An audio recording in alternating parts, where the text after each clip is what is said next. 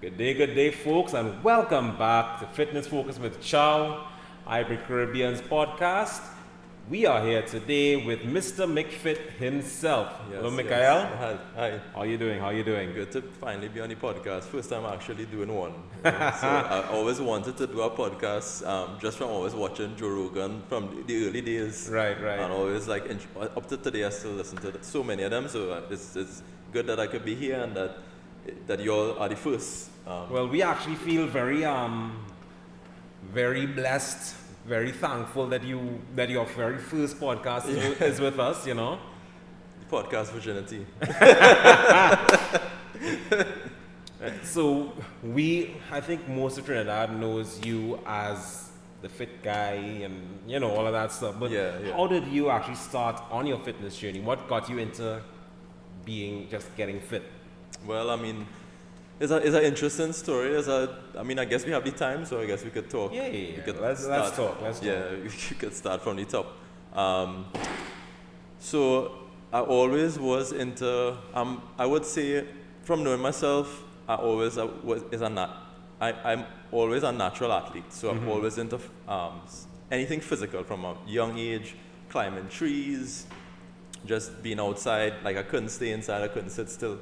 A lot of energy, skinny kid, plenty energy, right? So I gravitated towards a lot of sports, always playing sports and stuff. So just to make a long story a little shorter, I was into cricket a lot. So I actually was playing at a high level, youth level. So North Zone on Trinidad trials. I was on the same team with guys like Adrian Barra, Darren Bravo, like West Indies players, right? Yeah. I actually made the team after only playing cricket for 1 year. So so I had a lot of potential with that. And one of my weaknesses was that I was very small. So I had the skill, I had the timing, the technique, but I just couldn't really hit the ball as hard. So I was getting real involved in it. I was playing under 19 for Hillview College.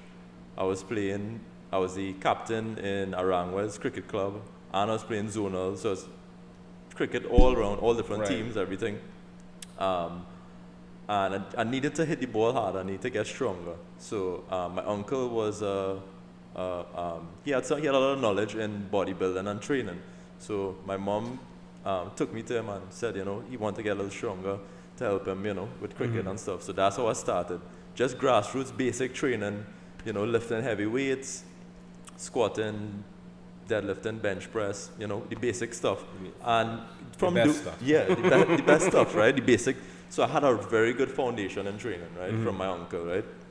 And which I'm very thankful for, because he's the one basically, you could say, opened the door, kind of introduced me to it. And then, looking back on it,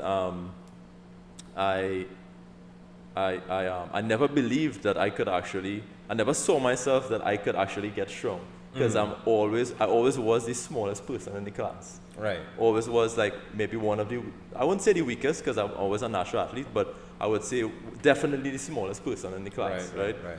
Lightest kid. So you always know that guy, that was me, right? And well, you wouldn't know it looking at you now. you wouldn't expect it, right? And I didn't know that it was actually possible. I thought from, I can't remember. When I started, I was about 16, 17 years old. So always was I'm just naturally small, and that's how it is, right? I didn't know you could actually do something about it, right? And I did. And I got so involved in it. And that's around the same time where you're starting to go out and you start to have girlfriends or looking at girls, and your body started to develop, and I actually got to like that more. And I moved away from cricket. I moved away from cricket, and I stopped playing cricket, which my dad was very unhappy about that, and he always wanted me to be a cricketer, and I just went with that. I fell in love with it. Same time I started going out, partying, experiencing the teenage life, socializing. I was now starting to do that with this newfound confidence. Right. This newfound, before that it was just playing cricket, school, and but now it's you open a whole new training. You're looking at your body change, and you build so much confidence by it, because you do something that you never thought was possible. So you come with a whole new confidence, and right. I just ran with it from then. So you mentioned basically natural talent. There's actually a video I wanna show of you skipping. Yeah. My question is, how long? Like, I skip it. I can't do all of that. Yeah. How long did it take you to learn to do that? But the thing with it is, I got into boxing later down the line, like maybe when I was around 21, 20, and when you're doing boxing training, if anybody out there does boxing or anything, your coaches would put you to skip to warm up, and sometimes the old school trainers, you're just warming up. Sometimes they're skipping for 20 minutes straight. So when you're skipping for so long, you need to find some ways to kind of entertain yourself, because you can't just be doing like the regular 1, 2, 3, 4, 5, 6. You know, it's kind of boring, right? And then from watching Mayweather skipping, and I actually took a lot of routines from Floyd. Floyd Mayweather. So yeah, so I was used to always watch him and idolize the way he trains and moves. So I picked up that watching Mike Tyson skip, and you know, I just one watching it. I picked it up pretty easy. I mean, I don't know how long it took, but it came natural to me. Right. Well, again, we're back to the natural talent. And again, if you could do that, it's very fun. You could do it to music. Sometimes I would just pick up the rope and skip to music, skip in time with music, and it just makes your mood better, and it's fun, you know. It's like it's like a dance. It's rhythm. So the next question is, of course, you started on that fitness journey, you realized the changes it made in yourself. How did you being fit translate to you training people? Well, yeah. So that's a very good question. So how did I translate me being fit to training people, right? So I didn't look fit. It kind of it went towards me. Right. So I was I would say about 18, 19. I actually was modeling a lot. So I've done a lot of stuff, right? So yeah, so credit. So at that time I was modeling. You know, I was on a lot of I was on billboards. I traveled to different countries to do commercials. I've been to Chile, I've been to Bahamas, I've been to Jamaica, and all these are paid stuff, putting you up in hotels, and you're making money, you know. I did an international Scotiabank ad. So there's a lot of stuff I did, right? And from getting into modeling, I was out there, you know, I was on committees for different parties. So people always see me, they always tell me, you know, I like how you're looking, or, you know, there's so much transformation, and they wanted that to happen to them as well. Right. They wanted to see what it would be like if they started to train with me. So I just always, you know, people would come in the gym while I'm training, my friends would be there, and I would just work out with them. You know, there's nothing like money. I wasn't trying to make any money or anything. Yeah. That time I was still trying to find what I want to do. I didn't know really what I wanted to do, right? And there was, I distinctly remember, there was these two guys in Arangwa gym. I used to work out there, Arangwa gym, around the Savannah. And there's two guys, huge guys, like 6'5", like definitely heavyweight, 6'5". Not fat, but they had a little belly. And they were actually from France. Right. And they were visiting for carnival and stuff. And they just looked at me and they said, hey, could you give me some tips? We want to work out with you. I was like, yeah, sure, because I'm always open to people that time, you know, not too busy, you know, younger and stuff. And I worked out with them, showed them different movements. We worked out together. And then at the end of the session, and that's the first time I met them, at the end of the session, they pulled out $100 bill. I think it was 100 or 200, and they gave me it. So I was like, no. It's like, I'm not a trainer. I'm not certified. I'm just working out with you guys, you know. And I was like, no. I refused it. They actually took it and just, these big guys, they put their hand in my pocket, and at that point you couldn't say no anymore. I couldn't say no. They took their hand, put it in my pocket, put the money there, and I was like, well, okay. And then, so I was like, all right, I can't refuse that, right? And then they were like, well, here what? We want to train with you. We have about 2 months here. We're just here for carnival. We want to get in some good shape. So what's your, come up with a fee? You just tell us the fee, and we will organize you. And I was like, Well, all right, sounds good to me. So, sounds good to me. And it started like that, and I just charged them. I think it was just a standard fee, how much a regular personal trainer would charge, and can't remember how much it was, but yeah, and that's why I fell into it. So from training them, people saw me in the gym training them, and then they was like, "Hey, you're a trainer, or you started personal trainer, whatever." And I said, "No, it's hard to explain it to them because." 1 week they see me working out, and then the next week I training these guys. So like training them properly, where I watching them counting the reps. Before it was like they were just working out with me, right, for that first time. So people start asking me, and then they say, "So how much you charge?" I say, "Well, I'm not a trainer. I just these guys. It was kind of hard to explain." And then they were interested. They didn't really care whether I was certified, whatever. They like how I train. They want to work with you, and that's the thing with personal training and being a trainer as well. Nobody do really care what you're certified in or whatever. They want the results, they want to see your vibe, and as a lot of times people don't understand is the chemistry of a coach. A lot of times people could feel your vibe when you're in a room with them. You could feel the energy you project. It's a presence, and it's something you can't put in a paper, and you can't say, "Look, I have all these different things. I am a better trainer than you." It doesn't work like that. Some people have charismatic skills. They have all these different things, and personal training, that's why now I don't ever invest too much money back into being certified and stuff at this point. I already have all my basic knowledge, and I still keep updated with all the new studies and training and everything. But at the same time, I rather take that money and put it back into my business and expand my business. So I have a different level of thinking how I used to think back then. But that's kind of just going off topic. But don't worry, going off topic. We're just here to chat. But I mean, that goes back into something I always say. There's a difference between being qualified and being certified. I mean, and there's nothing that could replace that experience. There are a lot of trainers out there who are certified. Let me tell you a little story. So I was into sports, whatever. That's how I got into training. I wouldn't go into the full story because you are the guest here. But what I will say is, my first certification had very little to do with training and more about the business of being a trainer. And I'm like, but it didn't hurt me because at the end of the day, I already knew about exercise and knew, whatever. So it's not as if I was lacking in knowledge and experience, So there are a lot of trainers out there, who would still use waist trainers, who would still try to sell you the detox teas and all of these things that, are pointless. At the end of the day, they're trying to make money. But they have certifications. They have a whole bunch of certifications they're still doing it. And it's like, you know what? So there's a definite difference between being certified and being qualified. Exactly. So big difference. Let's move forward in your story. You win the cricket, found you too small. Decided you're going to train and get bigger. From that, you pick up these two dudes who just wanted to look like you. From that, you picked up a bunch of other people who wanted to look like you.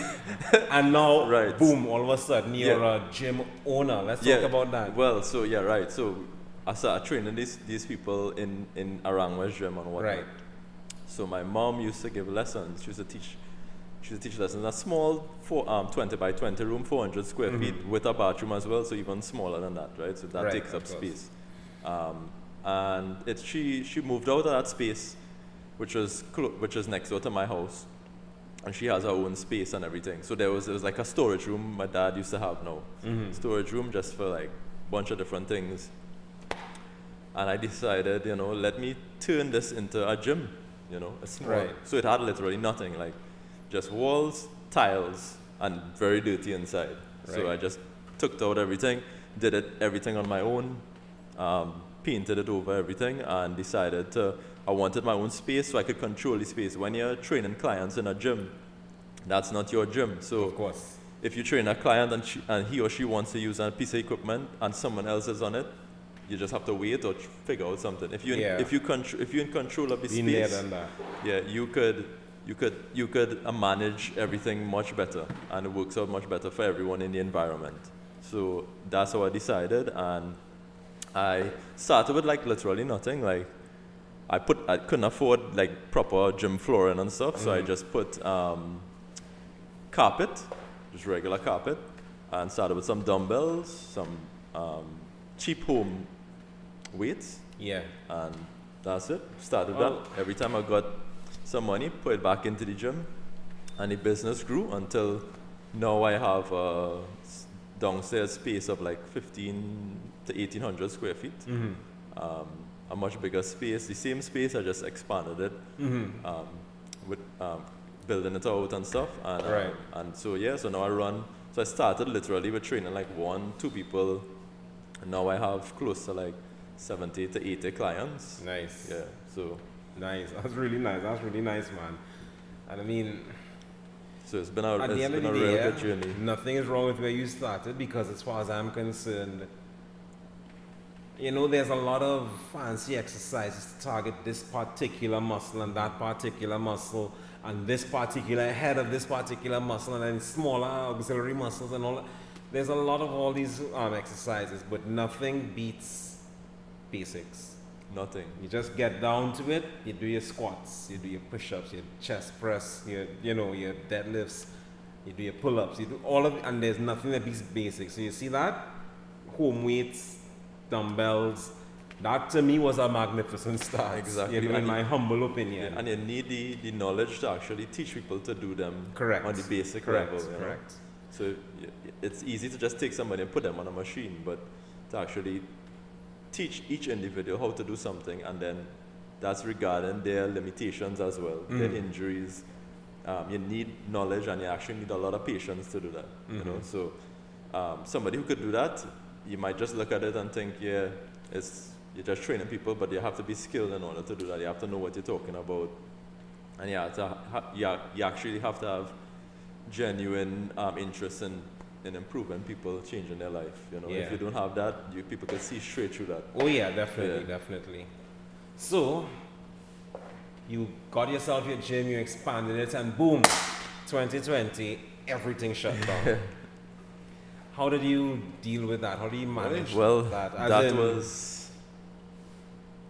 Yeah, how did I manage? Yeah, how did you manage? Yeah, I think I already know the question. I already know the question, because everyone has to answer this question. Everybody has their own story and stuff. Yeah, it definitely affected everybody, you know, in the whole world. Boy. So for me, when it now came out, I wasn't really thinking anything of it. I wasn't studying COVID, anything. I actually train with somebody top. I compete in CrossFit right now as a CrossFit athlete, and I was doing online training with so this was before COVID, where these top coaches who coaches some top athletes in CrossFit like Noah Olson and different guys like that, they charge a fee to do their program and to communicate with them. So it's remote coaching, you call it. So it was pretty pricey, you know. It's like $300 US a month, but you get to talk to them. There's like top coaches in the world, you know, you're dealing with. So I was doing that, and then they had like there was a training camp they was putting together with the top athletes as well. So with Knowles and some of the top athletes in CrossFit space, Chandler Smith, Travis Mayer. Like if you go and look at these guys, they do CrossFit for a living, so they make, you know, so they are professional athletes. And people on the level of Rich Froning. Yeah, exactly, you know. And I was getting a chance to go to Atlanta and train with them. So that was happening the week after the lockdown, the shutdown. So I had to cancel everything. Wow. But I was real happy that I didn't go, because I would have been stuck there. Of course, for 2 years. Yeah, for 2 years. So, you know, but so that derailed my plans there. And, you know, I was real upset about that. But, I mean, because the opportunity never really came back after that, you know. So we had to close the gym, you know, everyone had to close their gyms, everything was closed. So I had to find a way to start making some income. I was completely making nothing for a good month or two. So what I did, I had all my clients, my current clients, I I gave them the equipment to use. So I had like, I scheduled out who needed what, like dumbbells, boxes. I have a good bit of equipment, barbells, even machines and stuff. And without charging them, they had equipment home. And I would send workouts for them because we didn't know how. That's when we thought it was the 2 weeks. That's when we thought it was, there was like locking on for 2 weeks, but it went to 3 weeks and 4 weeks. So 2 years. yeah, so I had clients with my equipment for like 3-4 months, right? And I wasn't making nothing. I just kept the equipment that I needed to train, and I was working out at my gym, but just me alone, you know? So then I was like, okay, this thing not really getting any better. At some point, I need to start making some income. So I did the online training where I would do online programs for specific clients that want it and send the workouts to them and coach them through that area where they'll give me feedback and stuff. So I actually still do that right now as well. So that's how that started, you know, and so I still do that right now. And so I was doing that. Some of the stuff I was just renting, I began renting the equipment, you know, for a small fee. Clients could rent my equipment, and again, as always, it's people I knew, so it wasn't a problem, you know. It wasn't like somebody just random, just borrowing your equipment, and then you never hear from them again, you know. So it was pretty safe to do for me. And yeah, so that's what I had to do in order to survive, you know. Boy, I would say that everybody had to figure out how to survive. Yeah, you had to figure out something. As you just said, it affected everybody. Yeah. You know, a lot of people lost jobs, lost income altogether. It was a tough time, so it's a good thing that you found a way to move forward. Definitely. And then, last year, September, the government said, you can go back to the gym, but these are the rules. And what I noticed was, I actually, checked out your social media, and I saw you did a little video and thing, pleading with the other gym owners. Yes. Yeah, so what made you think, hey, I need to talk to these other gym owners and make sure that the rules are adhered to? Yeah, because I mean, we don't have a fitness community. We don't have a. So if you look at the news, you'll have a bar association. They have all these different associations, but there's nothing with fitness. There's nothing with gyms. And gyms were the first to close and then the last to open, right? I mean, well, disregarding parties and promoting and stuff. I mean, that's just pretty obvious, right? But for gyms and this is a merit good. It's something good for people to do. It's of not course. Like, I mean, I'm not saying going out and liming and stuff is bad for you. I mean, that's all that's good for people's mental health and stuff. But at the end of the day, you don't have fights in the gym. Like, people don't go and then get stabbed in a gym. They don't have robberies in a gym. I mean, not as very little bad stuff happens from just having people in a gym, right? At the end of the day, when you're talking about a disease, being in good physical health helps you to combat the disease. Exactly, and to me it was an obvious thing, right? And if you don't have all these other things you could do, like you can't socialize, whatever, I mean, at least it's something, And I thought it was very rough and very hard on people and gym owners and stuff to be the first to close down, and then we're not even being mentioned. We was closed for long, very long periods, I mean, a lot of people who aren't even gym owners, people who just went to the gym, were missing the gym very badly. Yes. So, I get it. At the end of the day, it's open. Let's not do anything to make it close again. And when they opened it, I wanted to make sure that people were following the rules, because then there was all this. At that time, there was a very negative way of dealing with it. People would play the blame game. So because the numbers going up, they would take a video of this people not wearing masks somewhere, and then the business get thing. So it was a very touchy and very unfair way of doing things, and it was just my way of trying to plead with gym owners and to try their best to let's keep the gyms open, Don't just disregard everything and just go back to normal, you know. Do you think it works? You think people listen to you, or? Yeah, I mean, I actually got chance to go on like TV6 and stuff. They wanted me to go on TV6. People want to interview me. I got a lot of messages. The video got shared like a lot of times, right? Yeah. I enjoyed watching the video because, you know, as a trainer myself, I see the importance of the message and the importance of what can happen if the message gets out in terms of the gyms being open, people being allowed to continue to pursue their fitness, work on their health and wellness, you know? Yeah, and to put something aside as well, it was not about whether I believe COVID killing people or I believe that, how to say this, like it wasn't like I was taking any side where we must wear masks or I do believe in masks and this and that. It was not anything like that. My purpose is the fitness community. I wanted to keep the gyms open. Yeah, so if that was the way to do it and follow what the government says, that's why I'm doing it. It doesn't. I have no opinion. It doesn't matter my opinion if I believe in it or not. My thing was, let's keep the gym open. The government gave you some rules. Let's follow 30. So if they try to think, we said, we did everything you told us to do, you know, and that was the way of doing that, you know, and that was my goal, you know. So moving forward, there's a couple of things you mentioned, and we're going to talk about those things.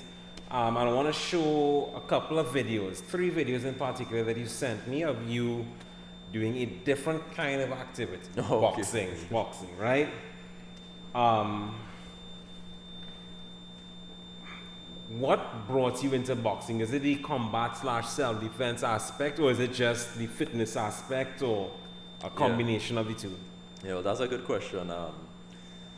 So this is after, going back to what I was saying before I didn't know it was possible to get bigger, to get stronger. I always saw myself as a skinny guy. So when I did that, I got a lot of confidence. I was like, okay, so what I could do next, you know, And there was a time where I wasn't competing in much. I always compete in sports. So there was a period where I wasn't competing in anything. So I was just modeling, training people.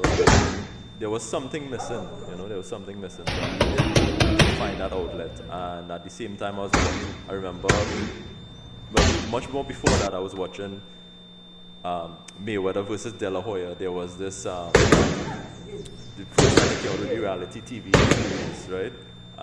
24/7, and watching so we just watch boxing and just watch people hitting each other, and it's like, okay, you know, it's cool.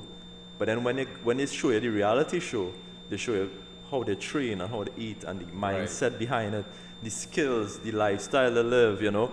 And I was like, whoa, this thing is real cool. Like, you know, I didn't know it was so intricate, and I didn't know it was such like a chess match, like the way they would train and set up shots to fight, and it would just, on the outside, it just looks a certain way. Yeah.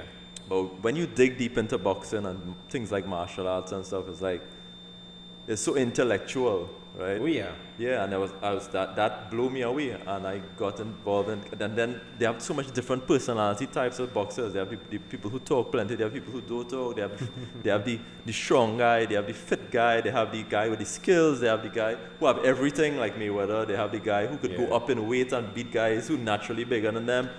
So when I see that, I was just like, wow, like I was a fan. Then I was like, okay, let me try this. You know, I started playing around. I bought a boxing bag, I bought a boxing glove, and just started doing it myself. Then I said, okay, I want to find a trainer. Got in contact with a trainer, and the rest is history. You know, started boxing, ended up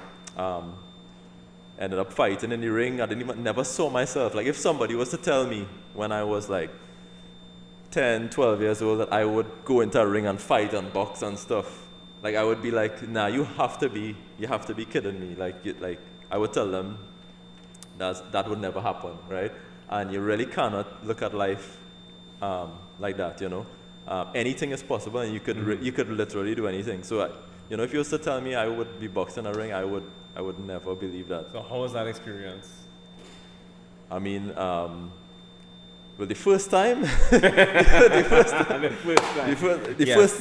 first time was like nerve-wracking. It's very, and even all the other fights after is like, it's always a nerve-wracking experience. It's always something like your adrenaline pumping.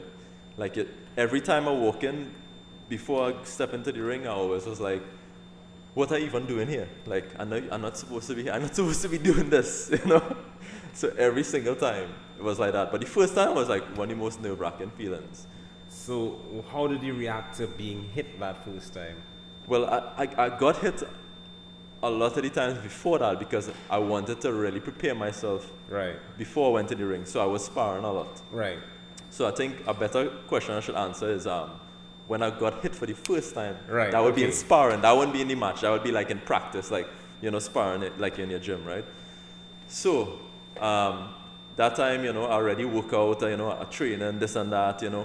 When I started to box, my coach had me specifically doing physical training for at least 3 months. So he didn't even teach me to throw a punch for at least 3 months. So I was like getting frustrated, like, we're not doing anything in boxing, we're just doing physical, right? And he was like, your fitness has to come first. And now I understand those things, right? Your fitness has to come first. You can't take somebody and just throw them in the ring like that, you know?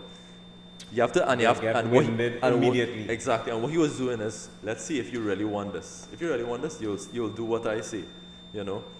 If you just want to do what you want, you do whatever you want, you don't really need a trainer, right? You don't need a coach. You don't have the discipline.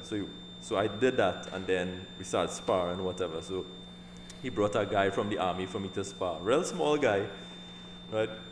Very small guy. He looked like a flyweight or something. He was, you know, I think he was on the national team for Trinidad at that time, whatever. So I thinking, you know, this small little fella, he brings to spar with me. And that time, you know, I built up a little muscle, you know, whatever, you know. Much taller than him. I think I'm like 5'10". He was probably like 5'6" or something. And he was skinny. He was smaller than me and shorter. So we start sparring or whatever. And I can't hit this guy. I can't hit him. I just get hit, boom, boom, boom. And like, I just get frustrated. And he hit me some good ones, like some good shots. Like, you actually see white. Then I hear my nose. I hear click. Ouch. Just watch blood. First time my nose get busted. Mouth bust. Then the guy was just beating on me, and I didn't know what to do. I couldn't hit him. It was just frustrating. And this was me doing boxing for a little while before, you know, throwing punches, whatever, you know, hitting pads, hitting bag. First time I spar, totally different thing. Watching boxing and then doing boxing is like is like night and day. Like if you watch it, trust me, doing it is like a whole different experience. Yeah, it's the kind of focus you need once you're in a combat situation, whether in the ring or on the street. It's different from anything you've experienced before. I mean, and the thing is, I didn't give up. I was getting my ass handed to me, but the coach came in and he was like, all right, that's it for today. That's it for today, getting off. And after that, my coach didn't hear from her for a good few weeks. You know? He thought that was it. And I don't know, I really questioned myself after that. I was like, I don't know if I want to do this. I was like, I mean, being real, 100% real. I was like, I think I'm good. I don't want to box again. Your nose swell up, you have black eye. My head hurts me for days. You know, you don't know if you want to even, like, every week I spar to be like this. Or every, like, you start to think all those thoughts, you know. So, I was just like, I was real beaten. I was at a very low place at that point, you know, and I just ego anyway, and I just like, nah, I can't go out like that. Got back, started back again, started training. I was like, all right, cool. We know what we're doing now. We know what we're in for now. Right. You know, we know what to expect, you know. And again, the, you know, thing. And the thing is, you work your way up. You work your way up. You work your way up. You get a little less licks, a little less this. Then you start getting better at the guys. Then you know is the guy to introduce these guys who now start boxing. Be like, Mick, all right, you're sparring with this guy. Oh, he knew? All right, cool. And it's like, all right. You know, and then you become the guy to put it on the people who now start and teach them what this thing really is. And if you really want to do it, this is what it is, you know. And everybody had to go through that. It's not like nobody just come in and just be like, use the best guy. You could just fight just like that. It don't ever work like that. I mean, it don't ever work like that. Any martial arts, they do just come in. Exactly. Never. Like, you could be how good athlete. You could be how good. You come in there, and there's a guy with more experience, and he is good as well, and he's skilled and whatnot. You get your ass handed to you no matter what. Definitely. Yeah. You know, I think that kind of methodology is important because a lot of people, as you said, they don't know what they're in for when they get into some kind of combat sport. And you don't want them to go in the ring, get that first hit, and that's it. You want to make sure that they understand what it's like to take a hit so they can decide if they want to continue or not. And I think that's pretty important. It may seem rough, it may seem harsh, but I think it's important, you know? And that's just the reality. I mean, you have to be real with yourself. You want to do it, or you want to just learn the skill, hit some bags, hit some pads, lose some weight, use it as fitness, that's fine. But being a fighter and actually fighting is a different thing. You need to decide that. And you can't do it halfway. It's not like you could play cricket and football on the side on the weekends. It's like, no. If you don't do this, if you don't put your all into it, you're going to get hurt. You know, you're going to get hurt. You could get brain damage.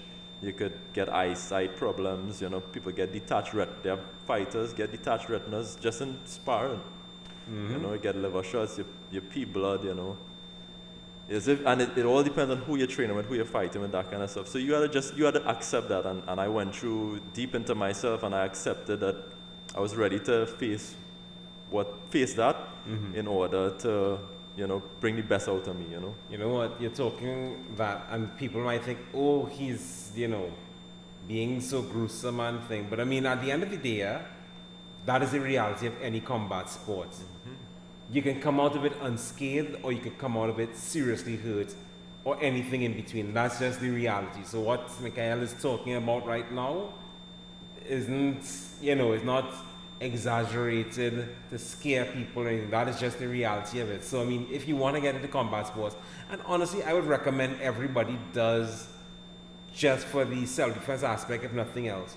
But if you want to get into any combat sport, you have to understand that you're going to get hit, and it's going to hurt. And there's some dangers and some risks involved, you know? As the great Mike Tyson would say, everyone has a plan until they get hit.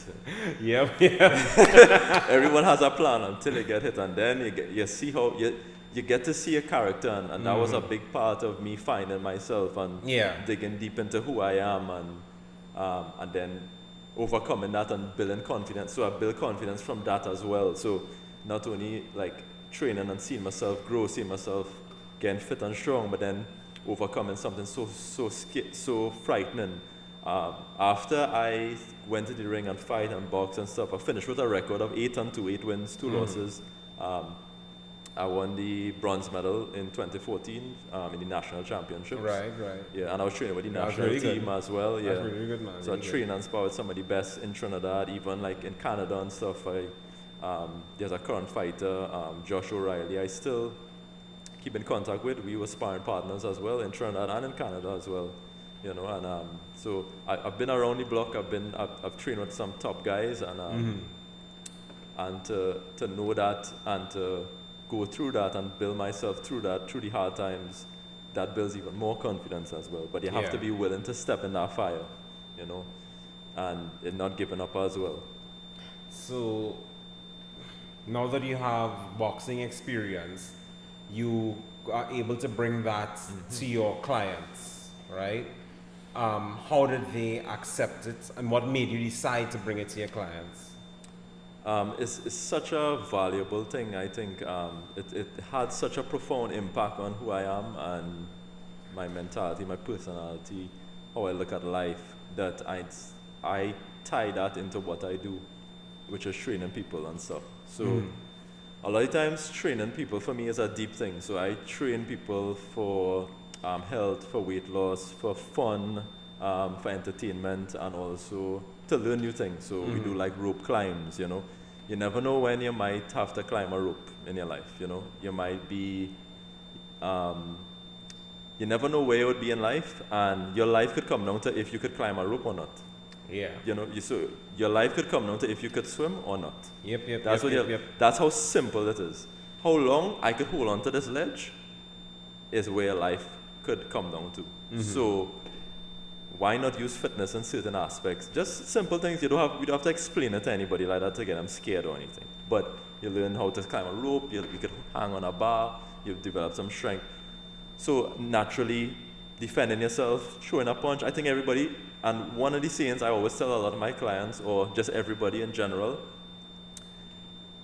you had to know what it's like to get hit at least once. Like at least once, every guy should get hit in the face, like real hard, at least once.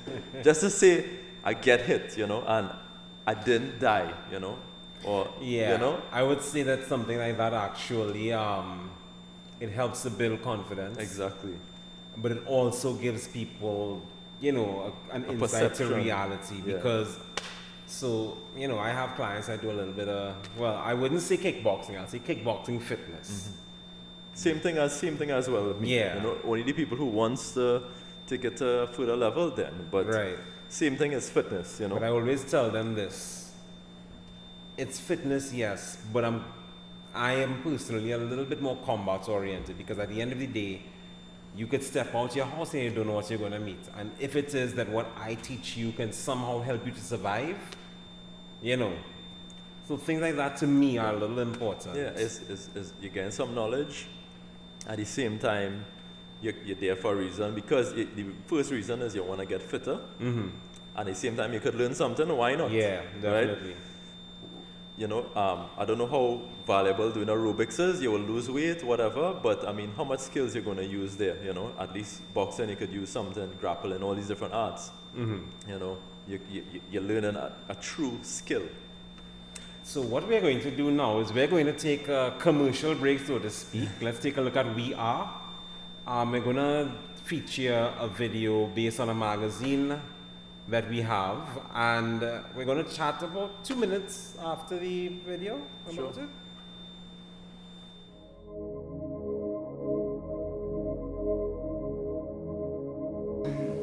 Have I ever been a victim of body shaming? I would say recently, as I've gotten into fitness, especially in the Caribbean. Have I been a victim of body shaming? Yes, I have. Have I ever been a victim of body shaming? Definitely yes. I have been a victim of body shaming. I have been a victim of body shaming, especially when I was pregnant. Do pregnant women face body shaming or other types of ignorance? Yes, I have been a victim of body shaming. I have been a victim of body shaming. Yeah, I've been a victim of body shaming quite often. Interesting thing about body shaming is it doesn't take any one form. I have been a victim of body shaming throughout my life, really.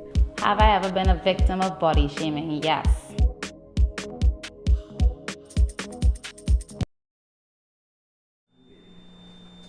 Welcome back to Fitness Focus with Chau. We're resuming our conversation with Mikhail here. And what you just saw was a little, I guess, promo to our magazine. So we are pretty much fully online except for one annual special collector's edition called Hybrid Body. Now this is our push to combat, or rather take a stand against body shaming, because I mean, you see it often enough, or hear about it often enough. Somebody who is overweight goes to the gym, oh gosh, why this, and they use derogatory terms, is in the gym. Somebody who's skinny, oh gosh, he or she's so skinny already, what they need to be, and you know, quite frankly, it's not our place to comment on it. So what we did, we got 12 athletes, competitive and non-competitive, myself included, to pose for these, you know, images like this and whatnot, because we actually want to say something against body shaming. How somebody looks, the shape of their body is not for us to comment on, is not for you to comment on. And we stand firmly by this, right? This is where the shameless plug comes in. If you want to join us in our stance against body shaming, you can actually purchase one of the magazines. You can contact anybody in the hybrid committee. You can contact any one of the models. You can check us out on Instagram. And we also have a charity that we are connected to, the Ace Kidney Foundation, and the proceeds do go to that charity to help people who are in need of, well, who are experiencing some level of kidney failure, help them to try to live some kind of a normal life, whether it's treatment, whether it's transplants, etc., right? So you can contact any one of us, and I'm going to ask Mikhail what he thinks about the magazine. Yeah, I mean, I was looking through it before, and yeah, it's a good stand that you're taking with it, and it sends the right message. You know, I would have liked to be in it too. Don't worry, we have a plan to. This is an annual thing that we want to do here. Yeah. So we are looking for models for our next edition. So okay. Yeah, and it wouldn't be the first time I'm posing nude for a photo shoot. Yeah, you'll be fine. It's all good. It's all good. I have a lot of experience from modeling, so. As a friend of mine says, when you're posing nude, it's not about the clothes. You are the art. You are the art. Exactly. It's like what you're modeling. You're modeling yourself. And I mean, at the end of the day, I think, as you said, this is a worthwhile science. And you and I, as trainers, understand this. Simple things like kind words to somebody who's trying, who's in the gym, these things can go a long way, a long way. You don't know how. Yeah. Like, that's why a lot of the times I would be coaching people on. It's not about how you look. It's what you could do. Correct. You know? So when a lot of times you get very demotivated when it's not seeing results. You know. So when you could learn a new skill, that boosts them up so much. You know. And helps with their confidence so much without having to look at their body all the time, because some people have a perception in their head, no matter how fit they get, no matter how much weight they lose, they still look at the same, they look in the mirror and they see the same person. Yeah. So by teaching them a skill now, it bypasses that whole thing. Correct. And they just look you show them what they could do, and they just get involved in that, and then they forget about the mirror. And then when they watch back in the mirror now and they see themselves, it's like, wow, because they was not watching it, you know? Yeah. And then years pass, and then they watch, and it's like, so you need to focus on something healthy. Focusing on yourself all the time is kind of, maybe it's good to some people, but some people it's not, and it's sometimes it's unhealthy. So people need to find themselves and really find what works for them, you know? So that's what my gym is more about. So the guys and gals, next time you see somebody in the gym who does not fit a particular body type that you think should be in the gym, instead of making fun of them, how about you go over and say, hey, good job. It's good to see you here. You know, you never know how far that can go. You know, you never know where that can lead. You know, this person, you may have literally just, and I'm not exaggerating here, you may have literally just saved their lives because you don't know what they're facing. So, you know, a kind word instead of a hurtful one can go a really long way. Definitely. All right, so let's get back on targets. Let's take a look at this video, the snatch. And while we're looking at that video, we will talk about the snatch. Oh wait, first of all, I would like to say hello to Andromeda. Thanks for joining. So the snatch is an Olympic lift, but it's not Olympic weightlifting that you do. It is another sport, or I should say a portion of fitness. But I mean, it's really a sport because it's a brand. But, it's both. It's like it's a sport, but then it's a brand, you know.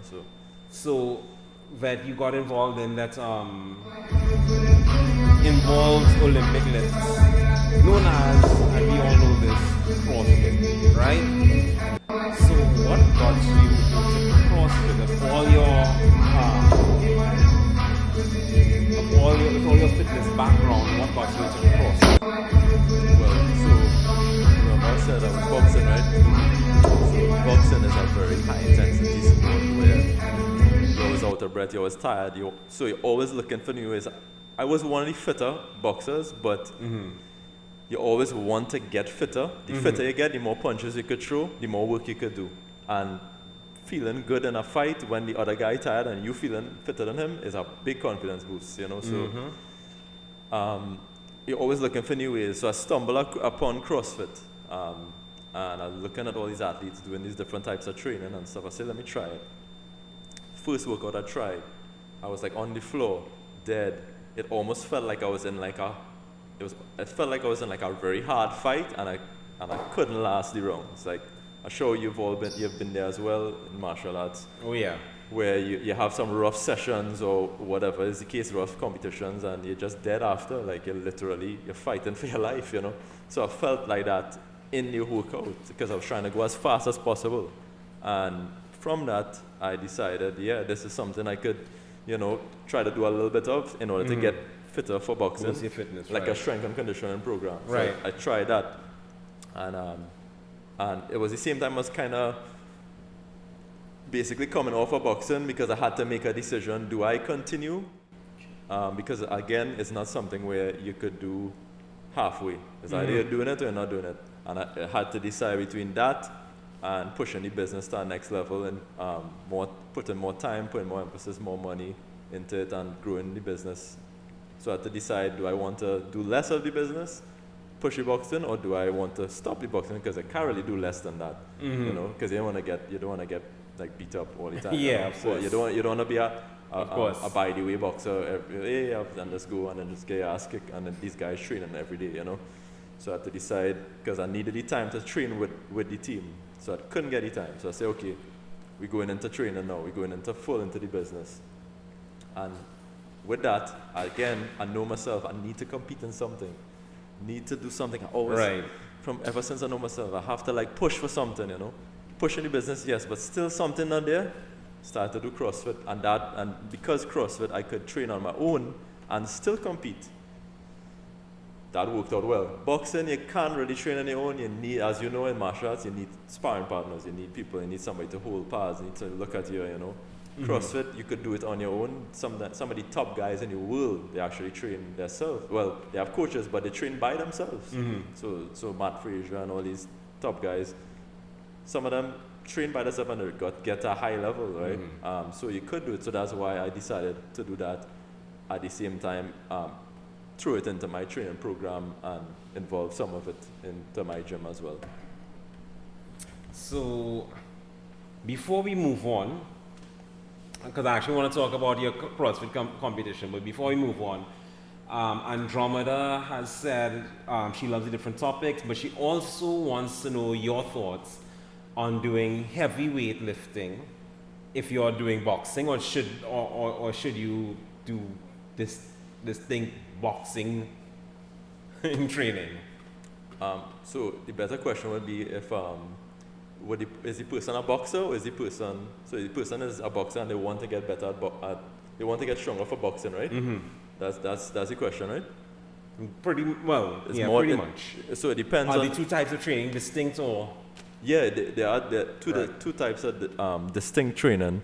Let me just read it over. Right, so if you're training for boxing, that means you're a boxer, right? So, yes, you would want weightlifting. I would not suggest too much of the snatching and the clean and jerking because it takes a very long time to pick up that technique. Maybe you could do power snatches, which is a little easier. But yes, you want to do some type of strength training, and you want to lift heavy mostly in your off season when you're not going to be competing in a boxing match. You know, it's mostly on your off season. You build your strength. And then coming down to fight time is when you should be just only pushing your boxing technique. At the end of the day, your boxer and now weightlifter is just a supplement. It would get you stronger, keep you from getting injured as much, and very safe. Keep your bone density high, your tendon strength, and your muscle strength, and everything as well. But the main training is your boxing training, technical. And weightlifting definitely should be a part of that, and heavy training, mostly in the off season. So let me elaborate a little bit on what Mikhail is saying Andromeda. What Mikhail is actually talking about is something I've mentioned in the podcast before called periodization. You have the pre-competitive phase where you focus on a certain type of training, the competitive phase where you focus on a certain type of training, then you have off-season where you do something else altogether which may be used either as a brain cooler or it actually may be supplemental to the actual sport. So what you may look at doing is heavyweight training during off-season. So if you're training for a competition, a boxing match in this case, you may want to look at specific strength training pretty much as soon as the boxing match is done. Take a week or so to just relax and then get into your strength training. Then you're going to want to focus a little bit more on speed, endurance, agility, that kind of thing during your pre-competitive phase. And then coming down to your competitive phase, which is like, within the last few weeks or so, you're going to focus on box. You're going to get to that gym twice a day. You're going to box, you're going to box, you're going to box. Because by that point, you don't want to lose out on technique. Because, as Mikhail said earlier on, a smaller, skinnier guy beat the crap out of him in his first sparring match. So it's not necessarily, of course, you need that strength and all of that stuff, but it's not only about that. If you lose out on technique, all the strength in the world is not going to help you. So you're going to want to focus in the last few weeks on that pure boxing and work on that technique, work on your skills, etc., right? But all of that is to say, yes, heavyweights is actually an important part of boxing training, but it really depends on when you're getting into it. What are you currently training for? Are you training for a boxing match? Are you just doing general fitness, general sparring, general that kind of stuff, right? I got a comment from Jason. Yeah, Great Jason is interview. one of my clients. Yeah. Hey, Jason. Welcome, Jason, and thank you for tuning in. Thank you for the support, and thank you for supporting your trainer. So, let's talk really briefly about your competition in CrossFit. You were telling me about, how you did in the national.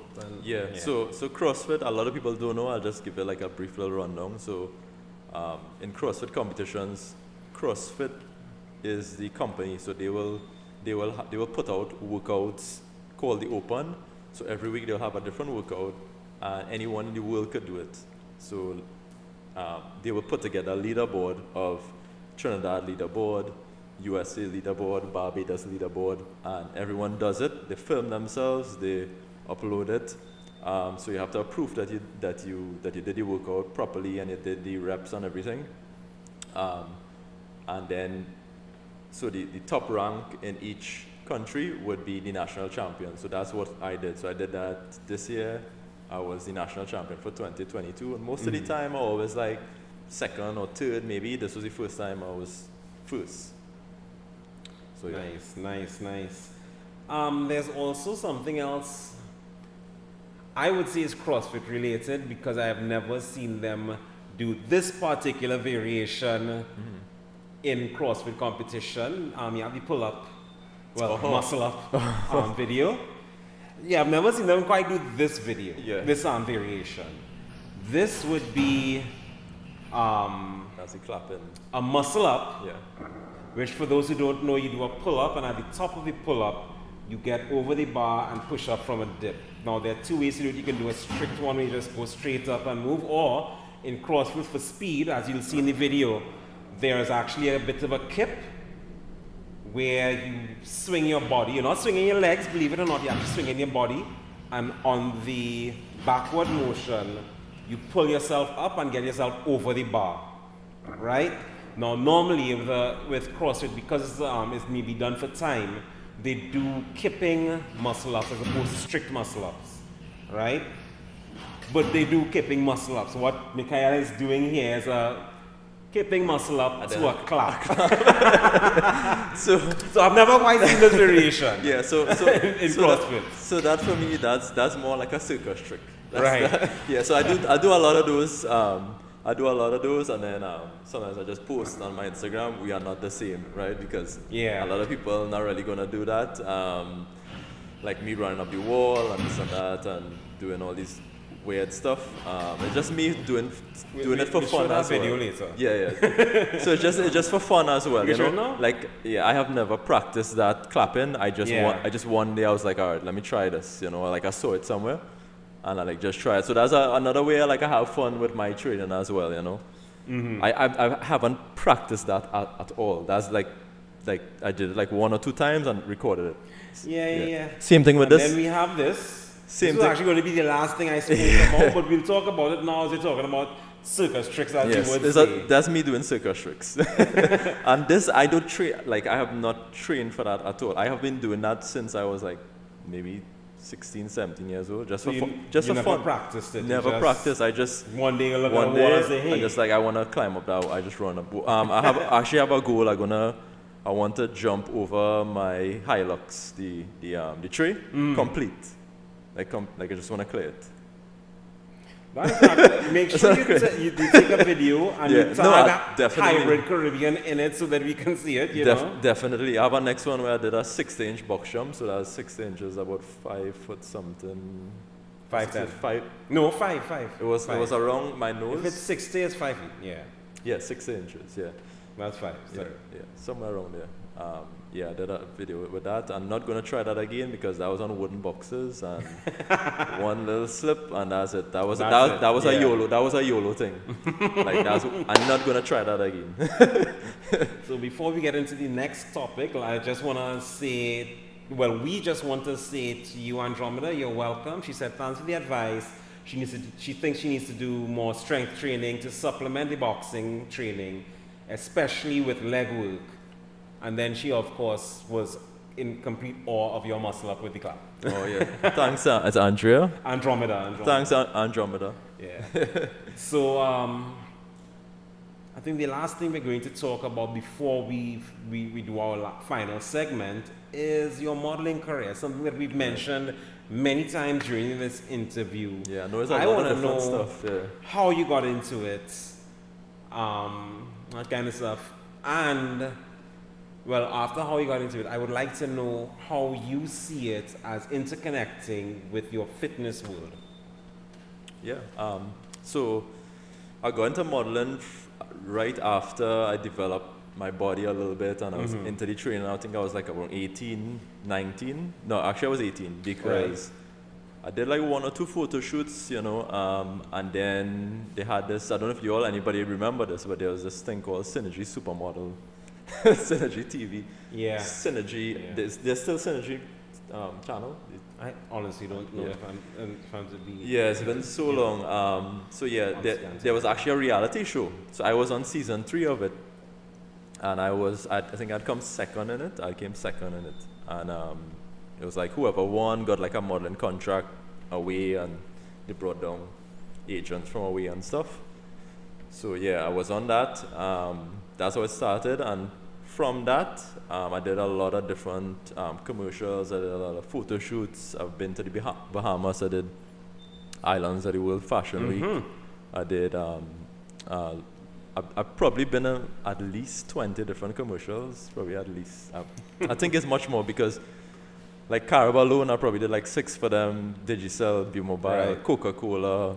Scotiabank. I did international ads that showing all over the islands. I've been to Chile just to shoot a commercial. There's a lot of stuff, a lot of commercial. I just shot a Shandy Carib commercial as well. So always into it, always doing. That's good. Good exposure. Good way to make a little extra money. And it's fun. And what was the question? How you got into it, and then how it interconnects with your fitness. It plays a major role into my career as a fitness trainer as well, because it's good media. People see it, and then you have to be in good shape to model as well. You know, you have to be in good shape to be out there and to be on camera. You know. Yeah. I agree. So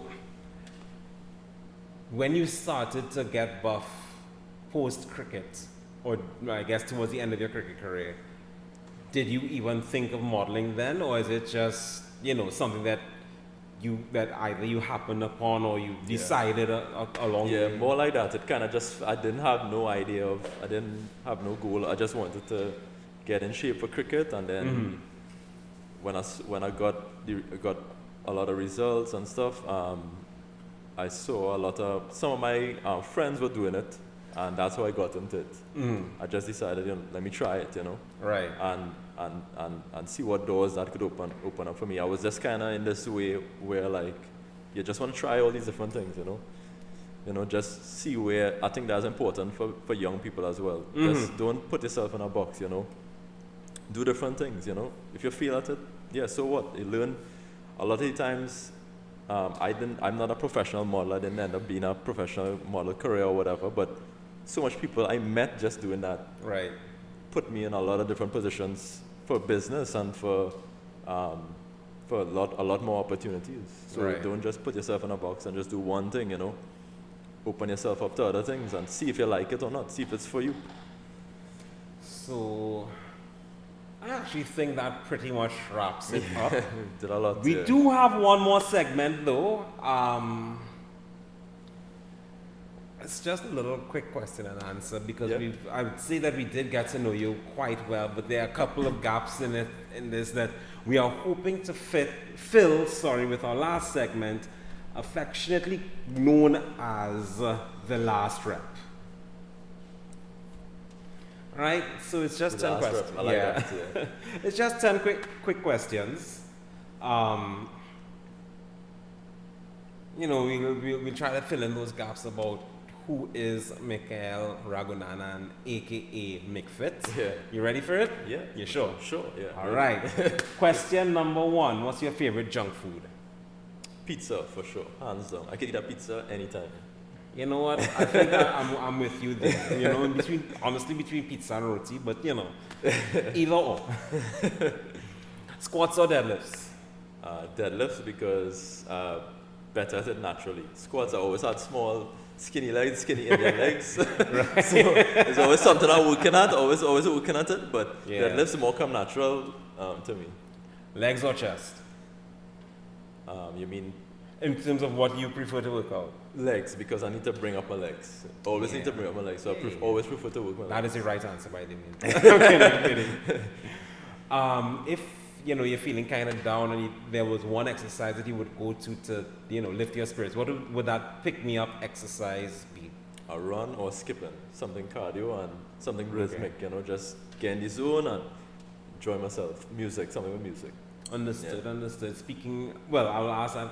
But if you could either train or be trained by one person anywhere in the world, who would that one fantasy workout partner or trainer be? That's a really good question because there's so many people I look up to. Well, now into CrossFit, I would say Rich Froning. Yeah, he is.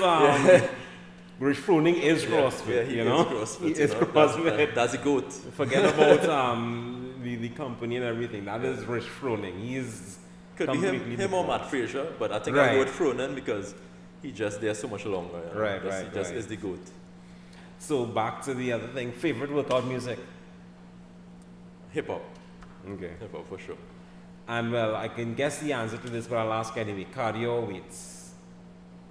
Cardio. And what's your favorite sport to play, martial arts included? So, you know, you can include boxing and that and stuff. Favorite sport to play? Yeah. Boxing. Yeah, I'll just say, like, I actually don't really play too much, like, because I'm just so much more involved and just so busy with everything. But, or something like easy, like table tennis. I would like to play something that is not as physically demanding because I do that all the time. Yeah, well, as a former competitive table tennis really? player, Wow, okay. I'll tell you, yeah, table tennis is actually a lot more involved than people think. Yeah, no, Yeah. I don't mean it like that. I mean like I wouldn't feel sore, you know? Right, yeah, you would not feel sore. Like, you know, so I like, and however you do is good enough for me, you know? It's like more, just for fun, I would enjoy something like that, or, you know, because anything like boxing or something just so demanding, it's just like you have to warm up for it, and, you know, I do that all the time. So just something, I could just do one time and not have to worry about how sore I am or pick up an injury or anything. Right. You know? So which do you prefer, protein supplements or just diet? Yeah, diet for sure, because I mean, protein is just like a supplement. It's like, it's not really going to do as much as diet. Right. Diet is the life. And the last and most important question, the one that's on everybody's mind. Are you ready for the last and most important question? Yeah, already. Yeah. Cool, you sure? For sure. TV or cinema? See, you're not ready. Okay, as usual. I would say cinema, yeah. I would say cinema. Right. Because if I go cinema, I'm there and I could focus on the movie. If I'm home, I mean, yes, I'm a comfortable own home, but something I always doing, you know, something I remember, and, you know, to do. But if I'm in cinema, I can't go and do it. I can't go and wash clothes if I'm in the cinema. If I forget to do this, forget to do that. Yeah.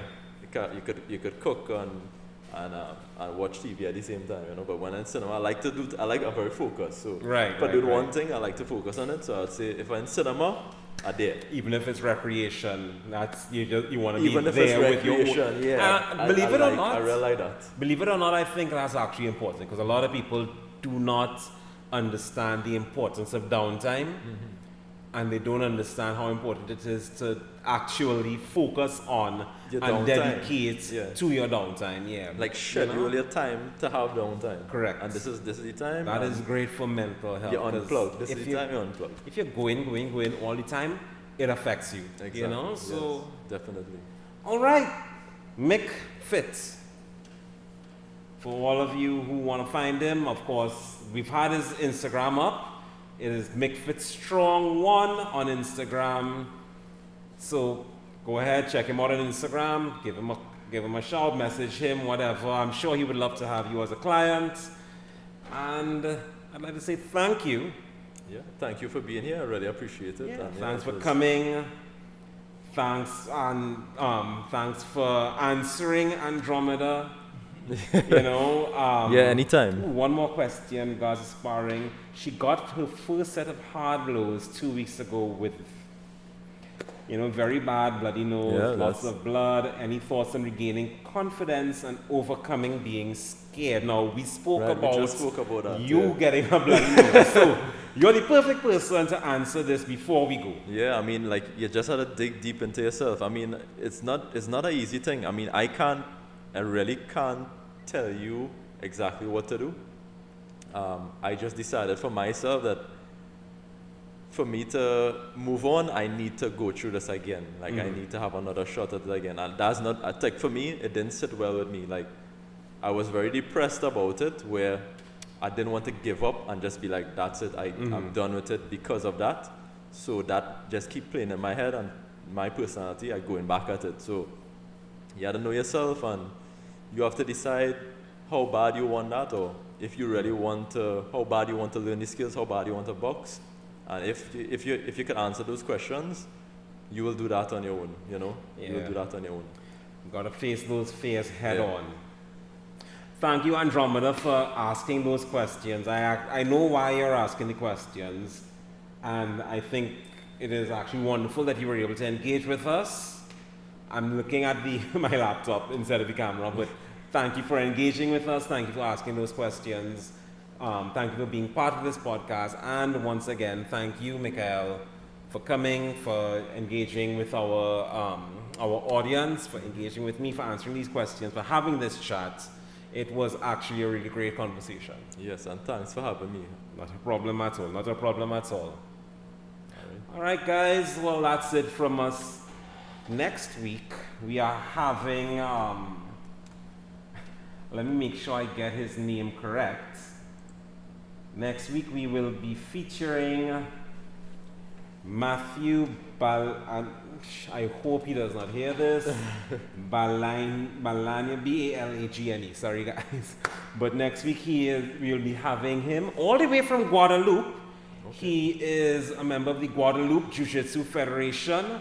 So look out for that next week on Fitness Focus with Chau. This is Chau signing out. Thanks again for joining us. See you next week.